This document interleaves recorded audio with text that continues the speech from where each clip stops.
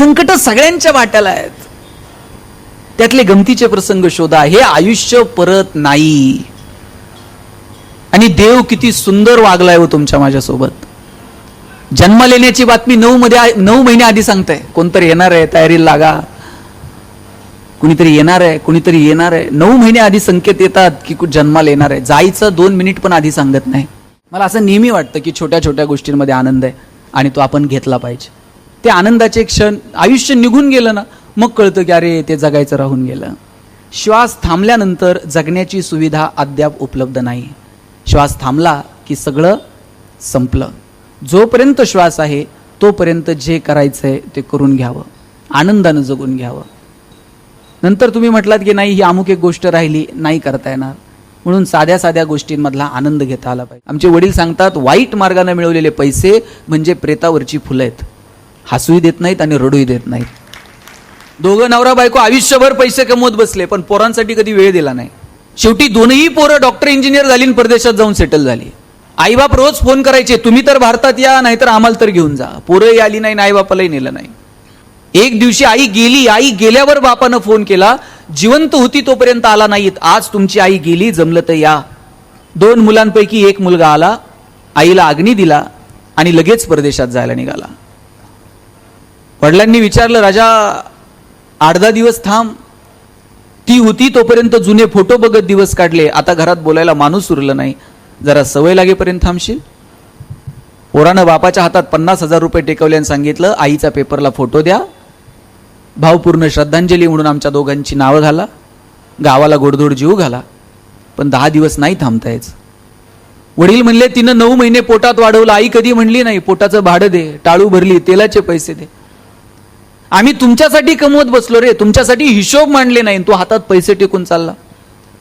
पोरगं म्हणलं बाबा तुम्हाला आठवतं का, शाळेत पहिल्यांदा भाषण करणार होतो, तुम्हाला म्हटलं माझं भाषण ऐकायला या, तुम्ही 50 रुपयाची नोट हातात टेकवली, सांगितलं आज महत्वाची कामं आहेत तू जा. शाळेत पहिल्यांदा गाणं म्हणणार होतो, म्हटलं बाबा 15 ऑगस्टला गाणं ऐकायला याल का, तुम्ही 100 रुपये हातात टेकवले पण कधी माझ्यासोबत शाळेत आला नाहीत. बाबा ज्या वेळेस मला वाटलं तुमच्या हातात हात घालून फिरावं त्यावेळेस तुमचा हात मिळाला नाही. ज्यावेळेस वाटलं तुमच्या खांद्यावर डोकं ठेवून रडावं, बाबा तुमचा खांदा मिळाला नाही. आता आमच्याकडे खूप पैसे आहेत पण 10 दिवस एवढा वेळ नाही. वडील म्हटले दोघांना फोन केलता, एकटाच आला, थोरला का आला नाही. पोरगं म्हटलं दादाला म्हटलं होतं चल आईला शेवटचं बघून येऊ. मग दादा म्हटला मला महत्वाची कामं आहेत, आईच्या वेळेस तू जा, बाबांच्या वेळेस मी जाईल.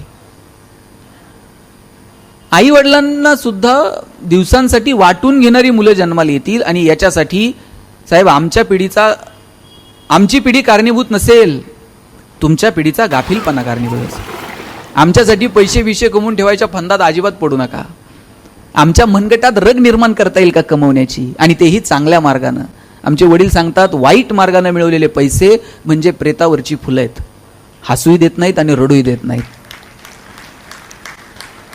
10 साखर कारखान्याचे शेअर्स घेता येतील पण डॉक्टर सांगतील चमचावर पण खाऊ नका. दिवाण बनवून घ्याल झोपायला 10 लाखाचा पण डॉक्टर सांगतील मनक्यात गॅप आहे, चटईवर झोपत चला. आम्ही कुठे घेऊन जाणार आहोत. एक दिवस असा येईल की तुम्हाला तुमची प्रगती समाधानाच्या पातळीवरती मोजावी लागेल. तुम्हाला मी साधं उदाहरण सांगतो. मी ज्यावेळेस कॉलेजला गेलो त्यावेळेस माझ्या सरांनी मला विचारलं गणेश तुला MBA कशात करायचं. म्हटलं मला ह्युमन रिसोर्स मॅनेजमेंटमध्ये MBA करायचं. वर्गात ते प्रत्येकाला विचारायचे कोण MBA कशात करणार. आमच्या वर्गात एक बोबडं बोलणारं पोरग होतं. मुलांना तुमच्यासाठी सांगतो, तुम्हाला वाटतं मला बोलता येत नाही, मला हे करता येत, असले न्यूनगंड मनात ठेवायचे नाही. मी गरीब कुटुंबात जन्माला आलो, मला ह्या सुविधा नाहीत, असलं काही नसतं जगात. सुख दुःख हे सगळं आपल्या आपल्या भोवती फिरत असतं. त्या कोशातून ज्यांना बाहेर पडता येतं ना त्यांचं जगणं समृद्ध होतं.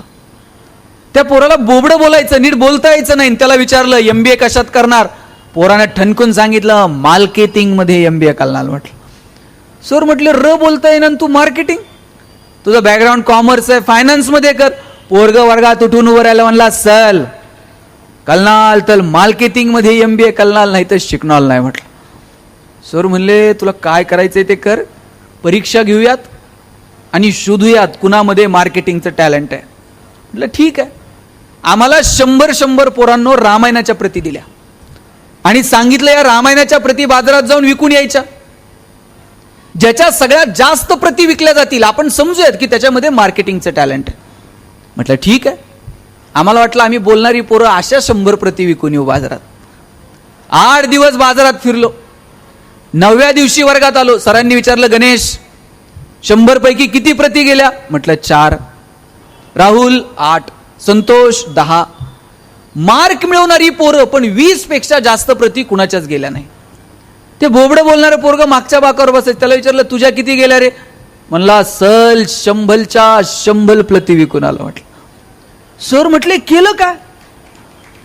मार्केटिंगची कोणती स्ट्रॅटेजी, कोणतं रेफरन्स बुक? म्हणला काहीच केलं नाही. म्हटले मग लोकांच्या दालात जायचो, उभं राहायचो, बेल दाबायचो, लोक बाहेर यायची.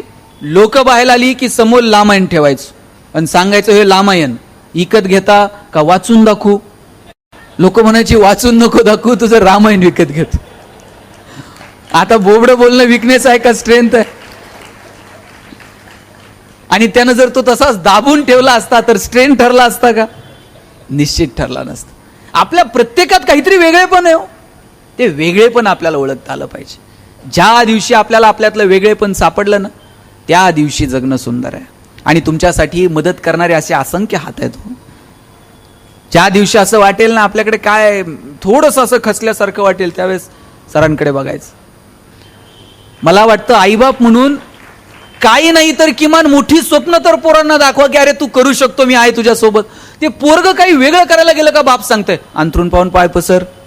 चला ते पोरग हातपाय खोडून खोडून मरून गेलं, पण बापानं काही त्याला कधी बापानं सांगितलं पाहिजे हातपाय पसर, अंथरुणाचं काय करायचं तुझा बाप बघल. एवढी धमक आपल्याला आपल्या लेकरात निर्माण करता आली पाहिजे. ही धमक, ही स्वप्न तरी किमान आपल्याला आपल्या मुलांना दाखवता आली पाहिजेत. अहो आयुष्यातला संघर्ष, त्यात सुद्धा मजा आहे. ज्यावेळेस तह झाला आणि किल्ले द्यावे लागले मिर्झा राजेला, औरंगजेबाला भेटायला निघाले राजे. जाताना एकटे गेले गाव. एकटे जाऊ शकले असते पण संभाजीराजांना घेऊन गेले. एखादा बाप म्हटला असता पोराला इकडं संकटात कुठं, पण शिवाजीराजे घेऊन गेले संभाजीराजांना. का? आतापर्यंत तू जिंकणं बघितलं, संघर्ष सुद्धा कळायला नको? आयुष्यातला संघर्ष कळावा. मधला जो प्रवास आहे, या प्रवासात काहीतरी गप्पा झाल्या असतील का नाही शिवाजीराजांच्या आणि संभाजीराजांच्या? तिथं आग्र्याला पोहोचेपर्यंत काय बोलले असतील शिवाजीराजे संभाजीराजांना? स्विस बँकेत आपला अकाउंट आहे, पासवर्ड सांगून जातो, पुण्यात आपले 2 फ्लॅट आहेत. काय बोलले का असतील शिवाजीराजे? शिवाजीराजांनी सांगितलं असेल, शंभूराजे आतापर्यंत जिंकणं बघितलं, चला आता संघर्ष पहा. घेऊन गेले. राजबिंडा संभाजीराजा पाहिला ना, औरंगजेबाने एक हत्ती भेट म्हणून दिला संभाजीराजांना. आणि थोडीशी गंमत करावी म्हणून दिलेर खान म्हटला, शंभूराजे आप इतने छोटे हो और हाथी इतना बड़ा है, इस हाथी को आप महाराष्ट्र में कैसे ले जाओगे? एवढा एवढासा संभाजी राजा दिलेर खानाच्या डोळ्यात डोळे घालून सांगतोय, तो जानवर है, बैठ कर जाएंगे, नहीं आया तो खींच कर ले जाएंगे, लेकिन हमारे आबा साहब ने जो आपको किले दिए हैं वो तो अभी महाराष्ट्र में है, उन्हें आप आगरा कैसे ले आओगे? एवढा एवढासा संभाजी राजा, पण माहित होतं तहात दिलेत, गेल्यावर घेऊ की परत? आता तहात दिलेत तुम्हाला, महाराष्ट्रात गेल्यावर परत घेऊ. अरे लढणं काय असतं पेट. अरे कोणत्याही संकटाच्या समोर ना असं छाती काढून उभं राहता आलं पाहिजे. संकटाला सुद्धा वाटलं पाहिजे कुठून याच्या नादाला लागलो. तुम्हाला ते महमूदचा पिक्चर माहिती आहे का? ते महमूद, आता तुम्ही तुमच्या पिढीने हे पिक्चर पाहिले असतील. मला तो सीन इतका माझ्या मनावर कोरला गेला. त्या महमूदच्या अशी छातीवर बंदूक ठेवली आहे का गुंडानं, आणि त्याला विचारलं, बोल तेरी आखरी ख्वाहिश काय? कसलं संकट आहे हे? छातीवर बंदूक ठेवून त्याला विचारलं, बोल तेरी आखरी ख्वाहिश क्या है? महमूद म्हटला, आखरी ख्वाहिश तेरी बंदूक मुझे दे दे म्हटला. अरे कसलं भन्नाट आहे. असं संकटाच्या सुद्धा डोळ्यात डोळे घालून मिश्किलपणे कधीतरी बघता आलं पाहिजे. संकट सगळ्यांच्या वाट्याला आहेत, त्यातले गमतीचे प्रसंग शोधा. हे आयुष्य परत नाही. आणि देव किती सुंदर वागलाय हो तुमच्या माझ्यासोबत. जन्म लेण्याची बातमी 9 महिने आधी सांगताय. कोणतरी येणार आहे, तयारीला लागा, कुणीतरी येणार आहे, कुणीतरी येणार आहे. 9 महिने आधी संकेत येतात की जन्माला येणार आहे. जायचं 2 मिनिट पण आधी सांगत नाही. आणि जायचा जर मेल आधी पाठवला असताना देवानं आटपून घ्या, लोक मेल आल्याबरोबर गेली असते. अरे काय म्हणले असते. काल एक जणाला विचारलं, ते ससा कासवाची गोष्ट माहितीये का पुरींनो तुम्हाला? ससा कासवाच्या गोष्टीत कोण जिंकलं? कासव जिंकलं. कासव जिंकलं. मी पोरांना विचारलं, या गोष्टीतनं काय शिकलात? ते म्हटलं, काय शिकलात म्हणजे काय, रेस हारली तरी चालेल पण दुपारची झोप झाली पाहिजे. म्हटलं तुम्ही माहिती आणि ज्ञानात गफलत करू नका. आम्हाला काय मिळवायचंय, काय कुठे घेऊन जा. 2 मार्क पोरांनो कमी पडले एखाद्या विषयात तरी चालेल, याचा अर्थ कमी पाडू नका, पण पडले तरी हरकत नाही. पण आम्हाला समाज कळतो का? समाजातले प्रश्न कळतात का? आम्हाला देश कळतो का? आम्हाला निसर्ग कळतो का? आम्हाला समाज कळतो का? या दृष्टीनं थोडा विचार व्हायला हवा. डॉक्टर होतील हो, पण समाजाची नाडी कळेल असे डॉक्टर आम्हाला निर्माण करता येतील का? अभियंते येतील हो, पण समाज अभियंते आम्हाला निर्माण करता येतील का? अधिकारी होतील, परंतु आम्ही कशासाठी अधिकारात आहोत असं कळणारे अधिकारी येतील का? म्हणजे नेवाळे साहेब, अजूनही तलाट्याकडे जायचं असेल तर आमचा शेतकरी घाबरत घाबरत जातो. भाऊसाहेबाचा मूड नीट असेल का? हा नोकरशाहीचा सगळ्यात मोठा पराजय आहे की आमच्याकडे येताना लोकांना भीती वाटावी. जोपर्यंत ते असे बिनधास्त आमच्याकडे येत नाही, साहेब एवढं काम आहे, तोपर्यंत नोकरशाहीचा विजय नाही. असे देशप्रेमानं समाज हितासाठी ओतप्रोत भरलेले अधिकारी आम्हाला घडवता येतील का? मला वाटतं ही खरं तर आजच्या समस्या आहेत. त्याच्यासाठी येणाऱ्या काळात आपल्याला काम करता येईल का? मला वाटतं याचा विचार व्हायला हवा. म्हणून मला आपल्या सगळ्यांसोबत आज या व्याख्यानमालेच्या निमित्तानं फक्त 1-2 विषयांना स्पर्श करून मी थांबेल. निसर्ग, समाज आणि अर्थकारण हे जे 3 मुद्दे आहेत याच्यावरती वारंवार चर्चा व्हायला हवी, याच्यावरती काम व्हायला हवं. कोरोनाच्या काळात 2 वर्षात आपल्याला आपण किती शूद्र आहोत हे कळालं. आणि निसर्गानं याच्या अगोदर अनेकदा आपल्याला चाहूल दिलेली आहे की बाबा थांब जरा, आटोक्यात घे. निसर्गाला किती ओरबडावं. नेपोलियननं तिकडे युरोप जिंकला, जाताना लाखो सैन्य घेऊन गेला. शस्त्रांच्या जोरावरती नेपोलियनला युरोप जिंकता आला, पण युरोप जिंकल्यानंतर तिथं पिवळ्या तापाची साथ आली आणि त्याच्यात त्याचं सैन्य स्वतःला टिकू शकलं नाही. मोजकं सैन्य परत घेऊन नेपोलियनला परत मायदेशी परतावं लागलं. शस्त्रांच्या जोरावरती युरोप जिंकता आला, पण साध्या पिवळ्या तापाच्या साथीसमोर त्याचं सैन्य टिकाव धरू शकलं नाही. निसर्ग शस्त्रांच्या जोरावरती जिंकता येणार नाही. चीनमध्ये मिंग राजवट होती, तिथं पण अशीच साथ आली. आजूबाजूच्या टोळ्यांनी आक्रमण केली, सगळी मिंग राजवट उद्ध्वस्त करून टाकली. दक्षिण आफ्रिकेमध्ये जनावरांचा प्लेग आला, सगळी जनावरं मरून गेली. जनावरांवरती आधारित उद्योग व्यवसाय सगळे लयाला गेले. वेळोवेळी माणसाला जाणीव करून दिली निसर्गानं, बाबा निसर्गाकडे जरा बघ, 2 झाडं लाव नाही ती वाढव बाबा, पाण्याचं नियोजन कर, थेंब थेंब त्याचा वापर नीट कर. आम्ही लहान होतो पोरांनो तुमच्यासारखे, असं गुडघ्यानं पाय टिकून जनावरासारखं आम्ही नदीवरती पाणी पिलेलं मला आठवतंय. तुम्ही तर पाहिलंच असेल. मला आठवतंय मी असं गुडघे टेकून जनावरासारखं पाणी पिलेलं आहे. आज पॅक बॉटल मधलं पाणी 10 वेळा माणूस विचार करतोय पिऊ का नको, नीट असेल का नाही. कुठे घेऊन चाललोय आम्ही निसर्गाला. ताई, आंब्याच्या सीझन मध्ये जर आम्ही गावात गेलो, कोणत्याही घरात जाऊन आम्ही आंबे खात होतो, एवढे आंबे गावात होते. आता बांधावर आंब्याचं झाड सापडत नाही. आंबे कसे पिकवले ते आम्हाला माहित नाही. बोराच्या सीझन मध्ये गेलो, गावातल्या 2-4 पोरांची जरी डोकी फुटलेली असायची. हे बोराला दगड मारतंय, डोक्यात दगड पडतोय, डोकं फुटतंय. जांभळाच्या सीझन मध्ये 4-5 पोरांचे तरी हात मोडलेले असायचे गावात. जांभळा वर चढतंय, ते लाकूड कमकुत असतं जांभळाचं, खाली पडतंय. निसर्ग भरभरून देत होता. आज आम्ही निसर्गाकडे पाहायला वेळ नाही हो. पोरांनो, निसर्ग समजून घेतला पाहिजे. ज्ञानोबा तुकोबांना निसर्ग कळाला, तो आजही आम्हाला का कळाला नाही. समाज व्यवस्था आजही आम्ही एकमेकांना जातीच्या धर्माच्या चष्म्यातनं पाहायला लागलो. या सगळ्यांच्या पलीकडे जाऊन माणूस म्हणून जगता येईल का? आणि त्याच्यानंतर जर काय असेल तर ते अर्थकारण. पोरींनो, स्वतःच्या पायावर उभं राहा. 2 रुपये कमवायची ताकद तुमच्यामध्ये असली पाहिजे. उद्या काहीतरी उद्योगात जाल, व्यवसायात जाल, 2-4 हजार कर्मचारी तुमच्या कंपनीत कामाला असतील. असं ज्या वेळेस मस्तपैकी गाडीवर गाडीत याल ना, ते सॅल्यूट मारते बघा गेटवरचा. आणि मग एखाद दिवशी येताना तुम्ही तुमच्या आईला घेऊन यायचं. ते गेटवरचं असं सॅल्यूट मारताना काय आनंद असेल तुमच्या आईच्या चेहऱ्यावर, मला खरं सांगा. मग का बरं आपण आपल्या आयुष्यात कष्ट करू नयेत? का आपण मोठं होऊ नये? आणि पोरांनो, तुम्ही सुद्धा लक्षात ठेवा, तुमच्यापेक्षा प्रत्येक क्षेत्रात आज पोरी पुढे आहेत. तुम्हाला राग आला का? राग अजिबात येऊन देऊ नका. पोरी किती हुशार असल्या तरी शेवटी तुम्हालाच मिळणार आहेत. फक्त आतापर्यंत चॉईस तुमच्याकडे होता, इथून पुढे तुमच्याकडे असणार आहे. म्हणजे अशा ह्या एकमेकीला फोन करतील, हे चल जरा पुण्याला जाऊन येऊ. मग पुढची मुलगी विचारेल पुण्याला काय?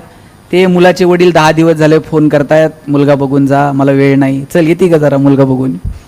मग या 4-5 जणी गाडी काढणार, मुलगा बघायला जाणार. पोराचा भाऊ दारात कुठंतरी रांगोळी काढत असणार. तुम्ही अशी गाडी लावायची, आत सोफ्यावर जाऊन बसायचं, असा पायावर पाय टाकायचा.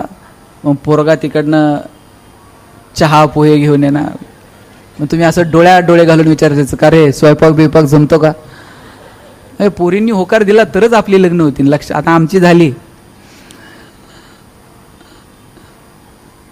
खरं तर मुलगा मुलगी असा कोणताही भेदभाव न करता आपल्या मुलींना शिकवा.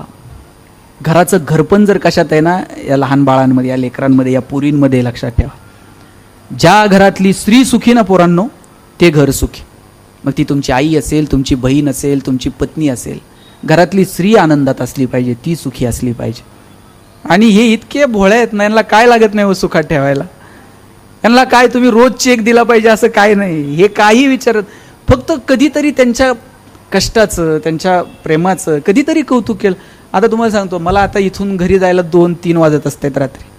कोणती बायको 3 वाजता आनंदात दार उघडते? ती चिडूनच उघडत असते. तिने असं चिडून दार उघडलं ना, आपण फक्त असं 30 सेकंद तिच्याकडे राजेश खन्नासारखं बघायचं, म्हणायचं तू ये म्हणून चाललंय, नाहीतर आपलं काय खरंय का? ती बिचारी अख्ख्या गल्लीत सांगते 1 नंबर नवरा आहे म्हणते. काय लागतं आनंदात ठेवायला? ज्या घरातली स्त्री सुखी ते घर सुखी. आणि पोरींनो, ते राखी पौर्णिमेला भाऊ गिफ्ट देतो की नाही तुम्हाला? काय देतो? कॅडबरी सेलिब्रेशन, अजून काय असलं काहीतरी देता येते तुम्हाला. त्याला म्हणायचं हे ठेव बाजूला, मला एक शब्द दे म्हणायचं. भाऊबीजेच्या दिवशी, रक्षाबंधनच्या दिवशी भावाला एकच मागणं मागायचं.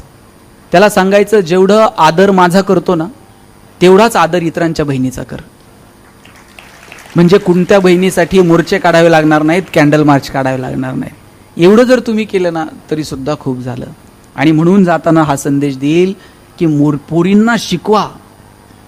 या जगाची निर्मिती, ह्या निसर्ग हा तुमच्यापासून आहे. आई म्हणून तुमच्याकडे पाहिलं जातं, बहीण म्हणून. अहो, ज्ञानोबा ताटी लावून बसले होते. ज्ञानोबांना ताटी उघडा कुणी सांगावं? कोणात एवढं धाडस आहे की ज्ञानोबांना जाऊन म्हणायचं ताटी उघडा?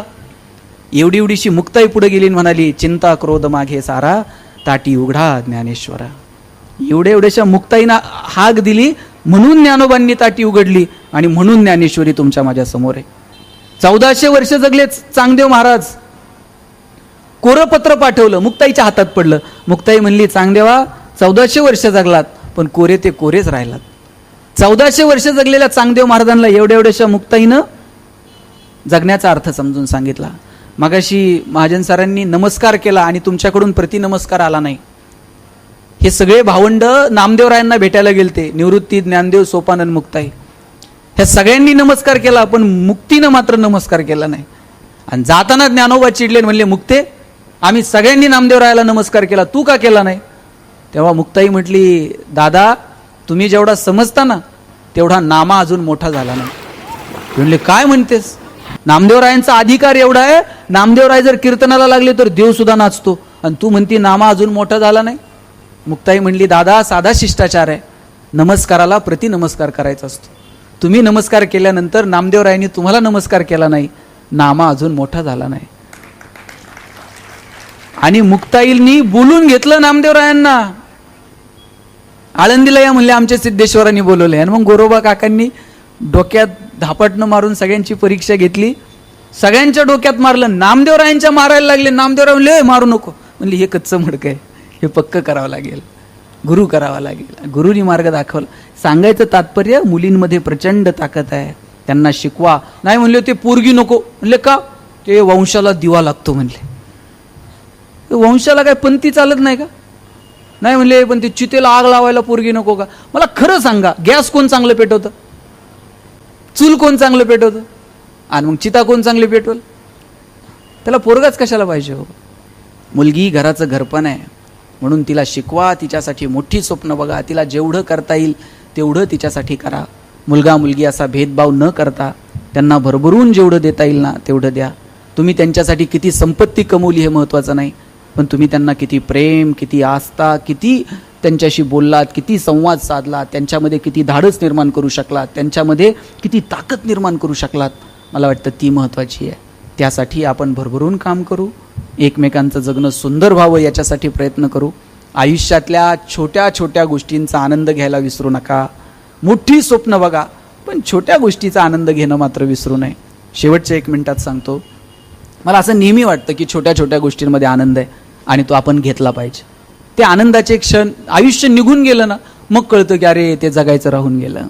श्वास थांबल्यानंतर जगण्याची सुविधा अद्याप उपलब्ध नाही. श्वास थांबला की सगळं संपलं. जोपर्यंत श्वास आहे तोपर्यंत जे करायचं आहे ते करून घ्यावं, आनंदानं जगून घ्यावं. नंतर तुम्ही म्हटलात की नाही ही अमुक एक गोष्ट राहिली, नाही करता येणार, म्हणून साध्या साध्या गोष्टींमधला आनंद घेता आला पाहिजे. माझे वडील शिक्षक, आमचं घर पत्र्याचं, अख्ख्या कॉलनीत सगळ्यांची घरं स्लॅबची, आमचंच एक पत्र्याचं.